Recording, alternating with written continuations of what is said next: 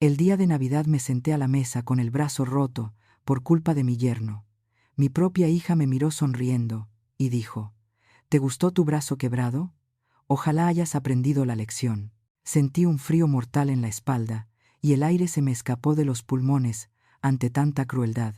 Pero lo que ellos no imaginaban era que, mientras se burlaban, yo ya había preparado su desalojo y la policía estaba a punto de tocar el timbre para cobrarles cada lágrima. Antes de revelarte lo que sucedió esa medianoche, te invito a suscribirte al canal y activar la campanita. Esta historia es una lección vital sobre límites y dignidad que no querrás perderte. Quédate hasta el final para descubrir cómo recuperé mi vida. Soy Doña Cuca, tengo 68 años y vivo en la colonia Providencia de Guadalajara, Jalisco. Siempre pensé que una madre debía soportarlo todo por amor, hasta que la vida me obligó a elegir entre mi familia y mi propia seguridad. Esta es mi verdad. Siempre he creído que las casas tienen memoria y que los muros guardan los ecos de las risas de antes. Pero esta noche, mi cocina se siente ajena, como si el frío de la calle se hubiera colado hasta los huesos de la casa misma. Es 24 de diciembre, y el aire huele a lo que siempre ha olido en mi hogar para estas fechas: una mezcla dulce y picante de tejocote hirviendo en la olla del ponche y el adobo de la pierna que lleva horas en el horno. Es ese aroma que antes lograba que mis hijos corrieran a la cocina preguntando a qué hora cenábamos. Pero hoy, ese olor solo me revuelve el estómago. Estoy aquí parada frente a la barra, peleándome con un puño de nueces que necesito picar para la ensalada de manzana. Parece una tarea sencilla, cosa de nada, pero intenten hacerlo con una sola mano buena mientras la otra les cuelga inútil, pesada como un tronco muerto dentro de un yeso que me llega hasta el codo. Cada vez que intento sujetar la nuez con los dedos hinchados que asoman del vendaje, siento un piquetazo caliente que me sube por todo el brazo izquierdo hasta clavarse en el cuello. El doctor en la clínica me lo advirtió muy claro. Me dijo que a mis 68 años los huesos tardan en soldar y que necesitaba reposo absoluto. Pero una es terca, o quizá es que una es madre, y la costumbre de servir es más fuerte que el instinto de protegerse. Desde la sala me llega el ruido de la televisión a todo volumen. Escucho las risas grabadas de algún programa de comedia y de vez en cuando el tintineo de los hielos en un vaso de vidrio. Son ellos, mi hija Leticia y Rogelio, su marido. Están allá, desparramados en el sofá que mi difunto esposo y yo compramos con tanto esfuerzo hace 20 años. Llevan ahí toda la tarde, desde que llegaron. Ni una sola vez se han asomado a la cocina, ni siquiera por curiosidad, ni siquiera para preguntarme si puedo con la charola del horno o si necesito ayuda para destapar la sidra.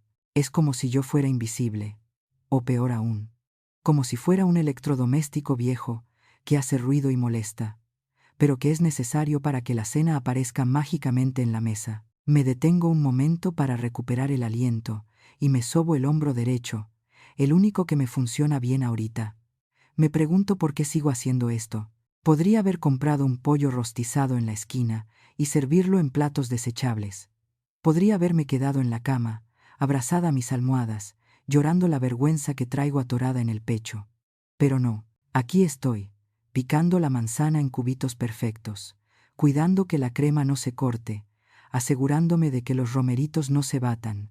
Es mi orgullo de mujer de Jalisco, supongo. O tal vez es esa devoción absurda de querer mantener viva una tradición que ya está más muerta que mis ilusiones.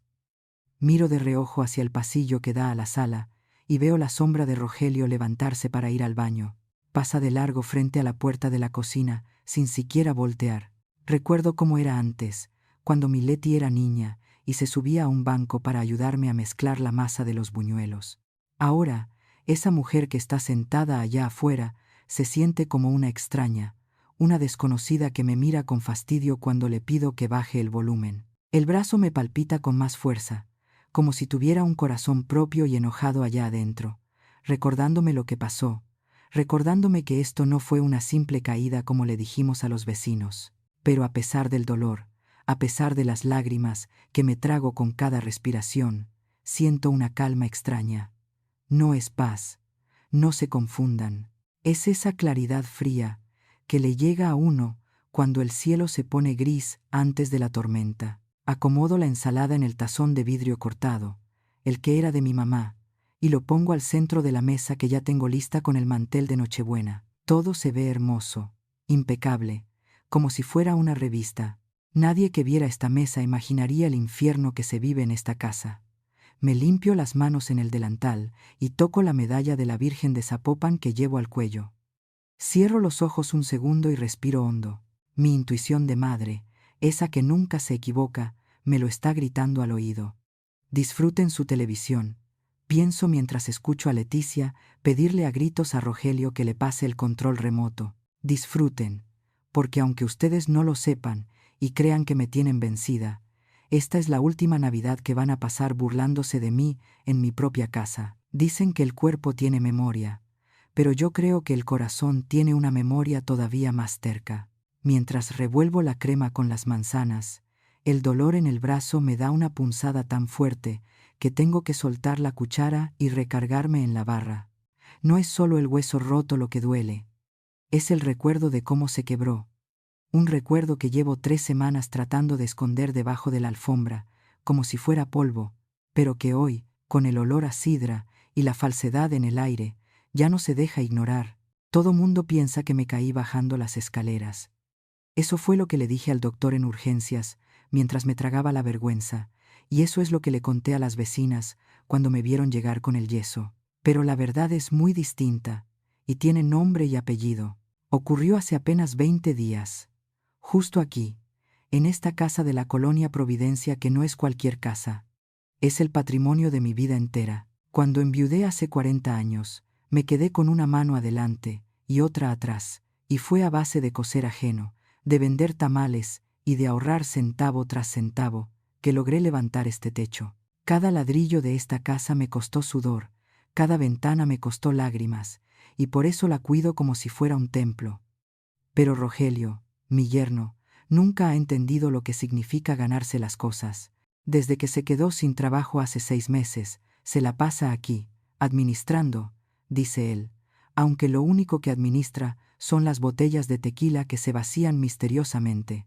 Aquella tarde, llegó con unos papeles en la mano y ese aliento dulzón y rancio que ya me pone los nervios de punta.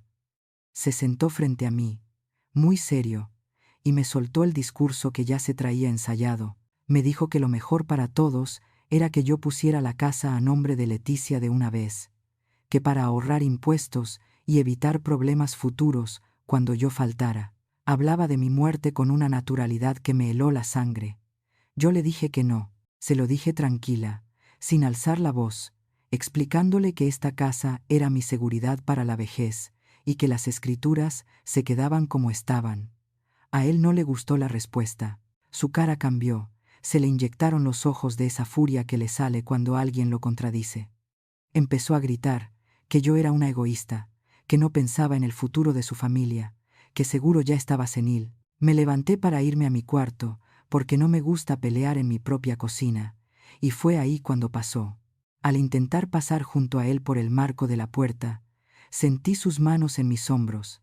No fue un empujón suave, fue un aventón con saña, con ganas de lastimar. Salí despedida hacia atrás, y mi brazo izquierdo chocó seco contra la madera del marco.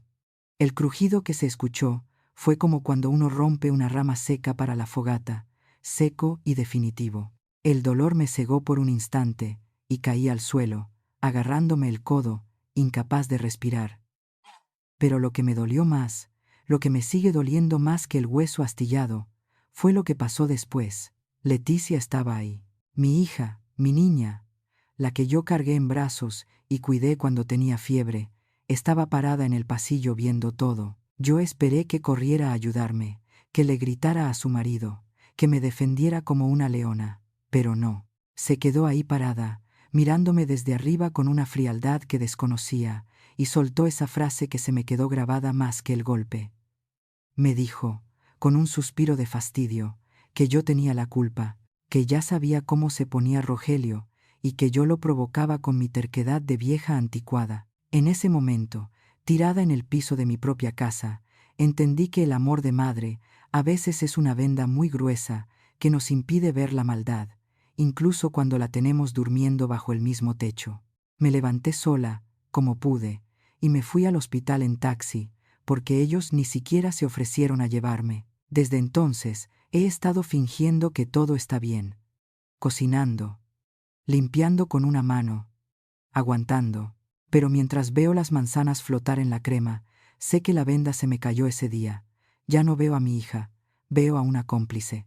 Y esta noche, mientras el brazo me late al ritmo de mi coraje, sé que la terca va a tomar una decisión que debió haber tomado hace mucho tiempo. Finalmente, llegó el momento de llevar la cena a la mesa. Servir los platos fue un verdadero calvario, haciendo malabares con la mano buena, para que no se me cayera la fuente de pierna adobada que tanto trabajo me costó preparar, pero el orgullo es una fuerza extraña que te mantiene de pie cuando las piernas te tiemblan. Cuando por fin puse todo sobre el mantel bordado, ese que solo saco en ocasiones especiales, sentí un hueco en el estómago. La mesa lucía hermosa, digna de una revista, con las velas encendidas y la ensalada de manzana brillando en el centro, pero el aire se sentía tan pesado que casi costaba respirar. Nos sentamos. No hubo oración de gracias, ni siquiera un gesto de cortesía para esperarme. Rogelio, con esa actitud de patrón de fundo que ha adoptado últimamente, ni siquiera me miró. Agarró el tenedor grande y se sirvió la mejor rebanada de carne, esa jugosa del centro, que siempre guardaba para mi difunto esposo. Verlo devorar la comida que preparé con tanto dolor, sin un gramo de gratitud, me revolvió las tripas, pero me mantuve en silencio, acomodándome la servilleta en el regazo con movimientos lentos, cuidando de no golpear el yeso contra la mesa. El silencio era absoluto, solo roto por el ruido de los cubiertos de Rogelio golpeando la porcelana y el sonido de la televisión que seguía encendida en la sala, como un invitado grosero que no se calla. Yo intentaba comer un poco de romeritos, pero la comida me sabía a ceniza. Levanté la vista y me encontré con los ojos de Leticia. Estaba bebiendo sidra, con las mejillas ya coloradas por el alcohol, y me miraba fijamente. No era una mirada de hija, ni siquiera de lástima. Era una mirada de desafío, burlona, cargada de un rencor que no sé en qué momento sembré en ella. De repente, Leticia dejó su copa sobre la mesa, con un golpe seco que me hizo dar un respingo. Sonrió, pero esa sonrisa no llegó a sus ojos. Señaló mi brazo enyesado con la barbilla, con un gesto tan despectivo que sentí como si me hubiera escupido en la cara. Entonces soltó la frase, esas palabras venenosas que se quedarán clavadas en mi memoria hasta el día que me muera. Me preguntó, con una suavidad fingida que daba miedo, si me había gustado mi brazo quebrado, y sin esperar respuesta, agregó que ojalá hubiera aprendido la lección que me dio Rogelio sobre quién manda en esta casa. Sentí como la sangre se me iba a los talones. Un frío glacial me recorrió la espalda, erizándome la piel debajo del suéter. No era miedo a Rogelio, ni dolor por el hueso roto. Era el dolor agudo, insoportable, de ver morir a mi hija frente a mis ojos, porque en ese preciso instante comprendí que la niña que yo crié, la que curaba sus muñecas y me abrazaba cuando tenía miedo a los truenos, ya no existía. Esa mujer sentada frente a mí, disfrutando de mi humillación, era una completa desconocida, un monstruo creado por la avaricia y la sumisión a un hombre perverso. Mis ojos se llenaron de lágrimas, pero me las tragué. No les iba a dar el gusto de verme llorar, no esta noche. Apreté el puño de mi mano buena debajo de la mesa hasta que los nudillos se pusieron blancos. Giré la cabeza lentamente hacia el reloj de pared que colgaba sobre la vitrina. Las manecillas marcaban las 11, con 50 minutos. Faltaban 10 minutos para la medianoche. 10 minutos para que todo terminara o todo empezara. Respiré profundo, llenando mis pulmones con el olor a pino y a traición. Volví a mirar a Leticia, sosteniendo su mirada vacía con la mía, que ahora estaba llena de una determinación de acero. Esbocé una sonrisa suave, casi imperceptible, una sonrisa que la desconcertó por un segundo. Le respondí con voz clara y firme, sin que me temblara ni un poco. Le dije que sí, que tenía razón, que había aprendido muy bien la lección. Ellos intercambiaron una mirada de triunfo, pensando que me refería a que había aceptado mi derrota, que les firmaría la casa y me sometería a su voluntad. Pobres ilusos, no tenían ni la menor idea de que la lección que yo había aprendido era otra muy distinta. Había aprendido que la sangre no te obliga a soportar verdugos y que la dignidad de una madre vale más que cualquier lazo familiar. Seguí comiendo mi cena, saboreando cada bocado con una calma nueva, mientras el tic-tac del reloj contaba los últimos segundos de su reinado de terror. Justo cuando el reloj de pared dio la primera campanada de la medianoche, anunciando que el niño Dios había nacido, el timbre de la calle sonó con una insistencia que cortó de tajo el silencio tenso de la sala. Rogelio, con la boca llena de pavo, soltó un bufido de molestia y azotó la servilleta contra la mesa, quejándose de que seguro era algún vecino borracho queriendo dar el abrazo o pedir dinero. Hizo ademán de levantarse para correr a quien fuera, pero yo fui más rápida. Me puse de pie, ignorando el peso del yeso, y les dije con una voz que no reconocí como mía que no se molestaran, que yo abría. Caminé hacia la entrada, sintiendo sus miradas en mi nuca, esa mezcla de desprecio y curiosidad, sin saber que cada paso que yo daba era un paso hacia mi libertad. Al abrir la puerta, el aire helado de la noche de diciembre me golpeó la cara, pero no sentí frío. Frente a mí, iluminados por las torretas azules y rojas que giraban silenciosas en la calle, estaba el licenciado Ernesto Gómez, viejo amigo de mi difunto esposo, y el único hombre en quien todavía confiaba. A sus espaldas, 2 oficiales de la policía municipal, con el rostro serio y las manos cerca del cinturón, esperaban la señal. Ernesto me miró con esa calidez triste de quien sabe lo que cuesta la justicia, asintió levemente y me entregó una carpeta. Me hice a un lado para dejarlos pasar. El caos estalló en el momento en que las botas de los oficiales pisaron la sala. Rogelio se puso pálido, del color de la cera, y el tenedor se le resbaló de los dedos, haciendo un ruido metálico contra el plato. Leticia se quedó petrificada, con la copa de sidra a medio camino de la boca. Ernesto no perdió el tiempo con saludos navideños. Puso los documentos sobre la mesa, justo al lado de la ensalada de manzana, y con voz de autoridad les informó que aquello era una orden de desalojo inmediata y una medida de protección a mi favor, derivada de la denuncia penal por lesiones y violencia familiar que yo había interpuesto hacía 3 días. Vi cómo la comprensión les caía encima como un balde de agua helada. No se imaginaban que aquella mañana, que supuestamente fui a terapia física, en realidad me había escapado al Ministerio Público. No sabían que, tragándome la vergüenza y el dolor, me había levantado la manga para mostrarle al médico legista los moretones morados y verdes que Rogelio me había dejado en el hombro y la espalda. No sabían que había tenido que narrar, entre lágrimas y declaraciones juradas, cómo mi propia hija había solapado la agresión. Había sido el momento más difícil de mi vida, denunciar a mi propia sangre, pero era necesario para sobrevivir. Rogelio reaccionó primero, impulsado por ese machismo estúpido que el alcohol solo empeora. Se levantó de golpe, tirando la silla, y empezó a gritar que nadie lo sacaba de su casa, que yo estaba loca y que él era el hombre de la familia. Intentó avanzar hacia mí, tal vez pensando que podía intimidarme una última vez, pero no dio ni 2 pasos. Uno de los oficiales lo interceptó con una llave rápida y precisa, girándolo contra la pared. El sonido metálico de las esposas cerrándose alrededor de sus muñecas fue la música más dulce que había escuchado en años. Rogelio pataleaba y escupía insultos, pero ya no era el león que se creía, solo era un cobarde sometido. Fue entonces cuando Leticia reaccionó. Se levantó temblando, con el maquillaje corrido por las lágrimas que brotaron de golpe, y corrió hacia mí, intentando agarrarme la mano buena. Empezó a gritar, histérica, preguntándome cómo podía hacerles eso en Navidad. Me gritaba que era mi hija, que éramos familia, que la sangre llamaba. Me suplicó que le dijera a los policías que todo era un error, que retirara la denuncia. Yo la miré, y por primera vez en años, la vi tal cual era.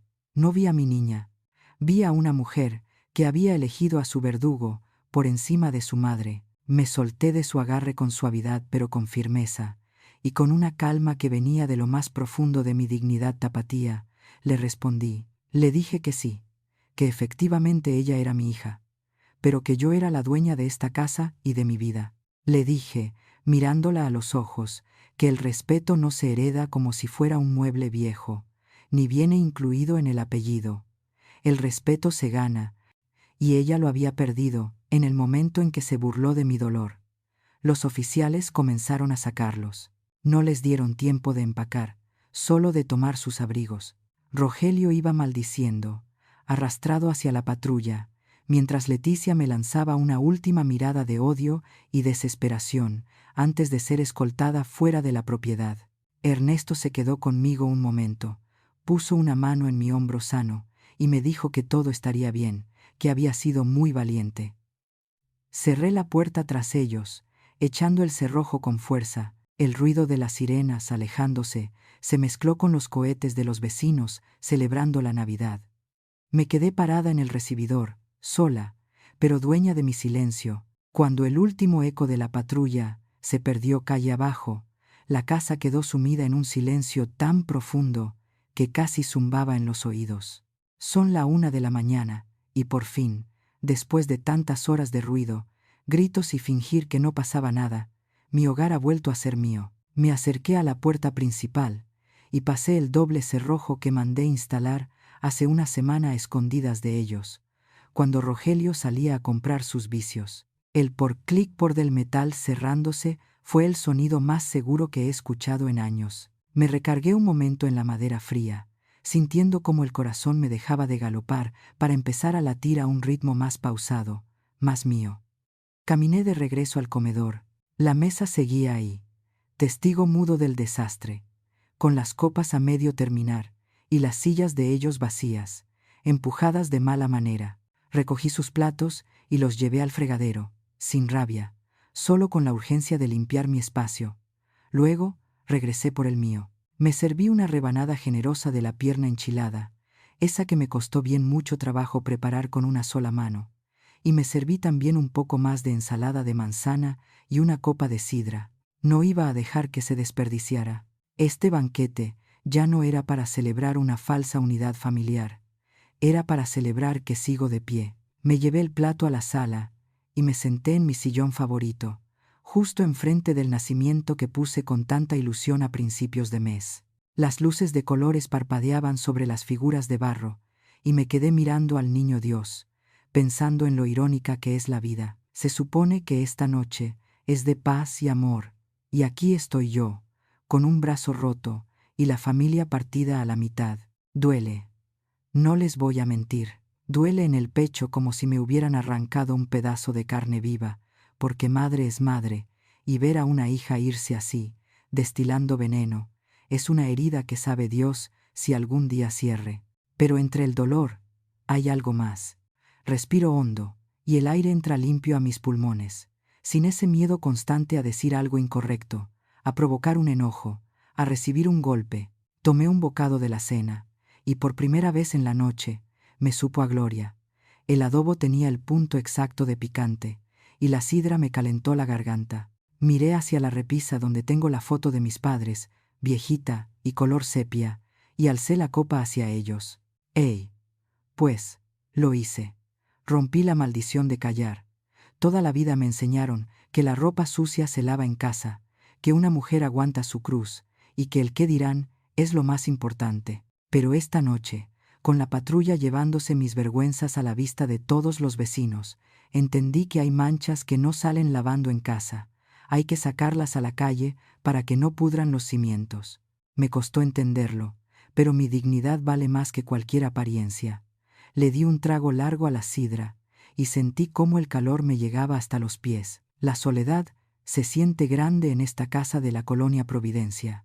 Sí, pero se siente segura. Prefiero 1000 veces cenar sola frente a mi nacimiento, con mi brazo palpitando pero con el alma tranquila, que estar rodeada de gente que me hace sentir pequeña en mi propia mesa. Me limpié una lágrima, que se me escapó traicionera, y sonreí. Mañana será otro día. Habrá que ir al juzgado, habrá que cambiar chapas, habrá que sanar. Pero hoy, esta noche, doña Cuca duerme tranquila y sin miedo.